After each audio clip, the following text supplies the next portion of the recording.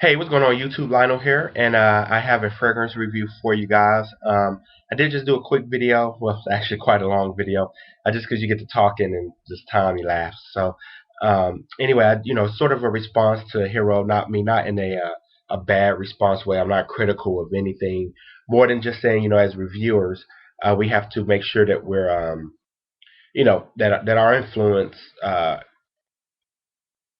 we have to be aware of influence that, excuse me, that many of us have. We can see that with Aventus and Dan being sent home. We can see that with Last Not the Line Extreme. I mean, we can see that with quite a few fragrances that people just, kind of ran out because a lot of people watch these videos because they're influenced and, they look up to some of these reviewers. So, just be careful with that. So, I do have a fragrance review for you, and it was just kind of tough to get my arms, head, and just to try to get a really good perspective on this, because I really wanted to do the review some justice as it relates to how it how it performs, what it smells like. Um, there's one thing I still haven't figured out yet, and that's this oud thing, and maybe just because I haven't really gotten into some of the very heavy oud scents, so. I was comparing the Oud and M7, the Oud and Raw Oud, and the Oud and what I'm going to review today, which is called Rose Oud. Um, and this is the refill, as you can see. This is how the refill looks. Um, it is a test. Yeah, this is a refill. So resource refill. Couldn't afford the original bottle of this, so needless to say, and I've decanted some of this. This is a 50 ml, as you can see. Um, I sold about 5 mils, and I decanted me some in an atomizer. That what I'm using from now. So anyway, um, I'm going to review this one. So anyway, what I was saying was that this oud thing is still kind of throwing me for a loop right now. I still haven't really gotten to some of the Martell ouds and things like that. So so far, I really don't know what oud is really. What it smells like really. But I'm just going to tell you what this smells like, and then we can go from there. Um, this is considered an Oriental, um, a woody Oriental woody fragrance. It was created in 2010, so it is relatively new. It is by Killian, the son of the Hennessy. He's in the lineage of the Hennessy thing. So the Hennessy family, the cognac family. So, he's fairly well-to-do guy, very down to earth. I know Frunkinator took some pictures with him a while ago. Frunkinator really put me on by Killian, and then Gamel, uh, told me how to get some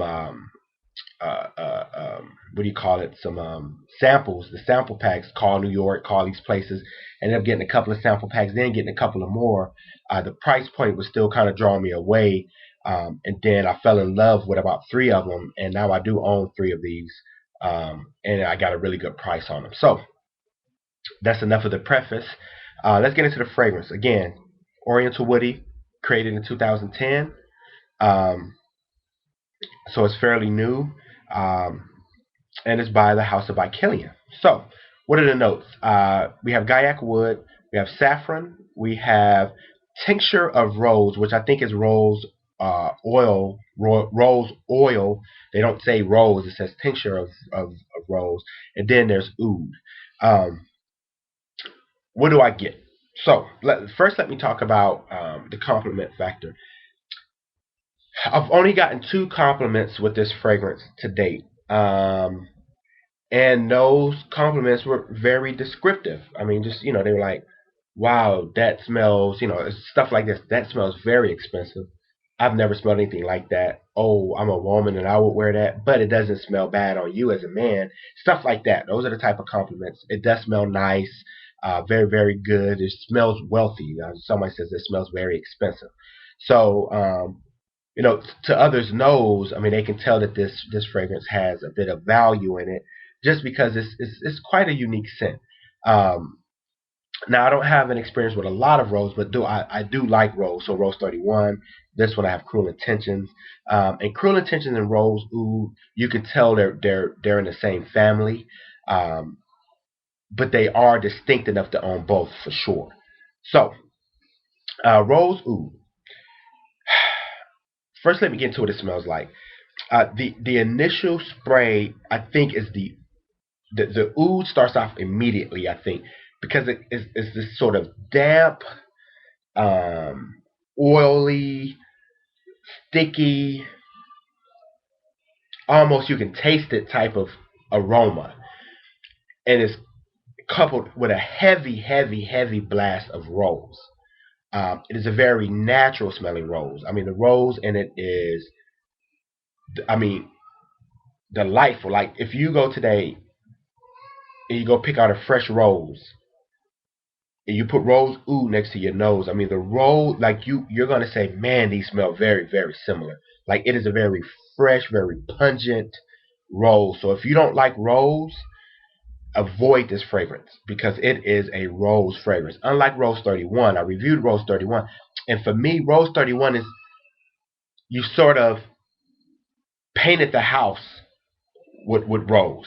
You know what I'm saying? So rose is there, it's always present, but it's paint. It's airbrushed almost. Rose oud is a rose fragrance, meaning rose dominates the fragrance. This is a, I mean, I would see Brad calling this an old woman rose scent. Like I would be surprised if Brad finds this even remotely okay. I mean, I don't know how he is with rose. I know how he is with other things, like Amber Fetish by Anik Goutal. Um, I understand that he may find this one. If you don't like rose and you don't like feminine scents, avoid rose oud because rose oud can easily be pulled off by a woman, and a guy would have to have a great deal of confidence to wear this. So let's talk about the performance. You first spray, you get this damp, oily, icky, not stinky, but icky, like it's here somewhere. I guess that's the oud, and then the rose comes in, and it's bright, and it's pungent, and it's deep, and it's like a burgundy rose. It's like that rose that you spent a little money on, that type of rose. It's not like a rose you get at Walmart. You're like, oh, okay, it's light. Petals are kind of falling off. No, no, no, no, no. This is a fresh, deep, heavy, oriental rose. Um, that's the initial spray. That goes on, and it's with a tinge of woods. It's just a little woodsy. That goes on for about a couple of hours, and then the saffron kind of comes in, and the saffron is a deep, heavy, laden saffron. And the saffron and rose join together. And for some reason, to my nose, saffron and rose are very close in the way they when they're together. Like there's saffron in New York Oud by Bond, and you have to like that note. If not, you need to avoid this fragrance because it's there and it's heavy and it's pungent. So that joins the party. I guess the oud is still there because it still has this icky type of witch-collar. Then it just starts to get um, um, richer and deeper and darker. So it just gets darker as it goes on. Um, by the base, I mean, for me, it's quite a linear scent. I mean, this scent, I mean, someone else can tell me their experience, but it's a very linear scent. As in, outside of the saffron really joining, you don't really get a lot of other stuff. Like, it doesn't develop. The note breakdown is very simple, and I think it stays to boot. I mean, what you see is what you get, except for the Gaiac wood. The Gaiac wood is, I don't know how it plays. I mean, it's a bit woodsy, but it's a floral oriental more than it would be a woodsy oriental. I don't get a lot of wood, so I guess the oud is a wood. I mean, it comes from a wood, so I guess that's the woodsy part. But the florals really, really dominate. With this oud is kind of the glue holding it all together. This saffron rose is dominating the party. So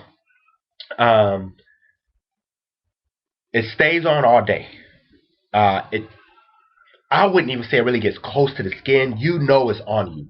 Like 12 hours into the day, you know it's on you. This lasts forever. ever. I don't know where people talk about 4, 6. I don't know. Like, and I put it on my wrist while I wash my hands. You know, because I always like to experience my fragrance. I don't, you know, people put stuff wherever they want to, but on my non-watch wrist, which is my right hand, I put some on that just because so I can sniff it every once in a while and enjoy the fragrance and try to get how it develops, especially if I'm going to review it. So you spread on clothes, you're not getting it out. That is a promise. Like it's gonna unless you got a very nice washer, it's gonna be that scent is sticking with you. Even after the cleaners, it was still there. So be careful spraying it on your shirt. The juice is, it has a little tint to it, so I don't know if it would tint your clothes or not. But if you spray one spray to the front of the clothes, you can forget it, buddy. That's gonna be there. So I get about a full day. I'm talking about 24 hours. Like if I didn't shower, I'm sure it would be on me when I woke up in the morning. Um, the projection is very nice. It is very. I mean, the first few hours it's grabbing people. After that, you get a nice bubble. Unlike like incense oud travels. Like if you're sitting here, somebody across there will smell incense oud. Rose oud doesn't do that. And I don't really have a lot of experience with pure oud. I need to wear it again. But rose oud, has an arm's reach projection at first. The sillage is tremendous. When you walk past somebody, they're going to know that you were there. If you're in an elevator and you got off, it's going to stay in there for a while. But the projection kind of draws back in after a couple of hours, and you get a nice, 1.5 foot, 2 foot bubble. And anybody that shakes your hand is going to smell you for sure. Again, compliment factor was in the two. I mean, I've worn this maybe 7 times. I've gotten maybe 2 compliments from it. My wife thinks it's pretty and floral, but that's pretty much her extension. The other compliments were very smells expensive, smell nice. I've never smelled anything like that. I would wear that very easily. That type of stuff. So it is quite feminine. Very, very. I mean, even if I had a scale, right, and this was feminine and it was male, and it was a circle, I would lean it a little bit towards the feminine. It's probably 55% feminine, 45% male. It lasts all day. I mean, you can wear this anywhere, I think. I mean, I wear it to where I wear anything to work, so I don't have any limits to what I wear. I wear anything to work. I think this would probably be cloying as heck in the summer. I haven't worn it in the summer yet. I'll give it a run and let you know, but it'll be warm here in April or so. Um, and that's it. That's it. I think I'll stop there because I'm over my limit. Um, but it's a very good fragrance. It's probably well worth the money if you're talking about durability, longevity, projection, those types of things. But you have to like this scent. And like Derek Robinson really didn't care for the scent. I understand why, because it's very, very floral. He says he smells like a floral bouquet, and I'm telling you, it is a rose saffron scent. That's it for me. I got 2 more videos, hopefully, because I'm going too fast. I'll probably only get one out. So talk to you guys soon. Peace.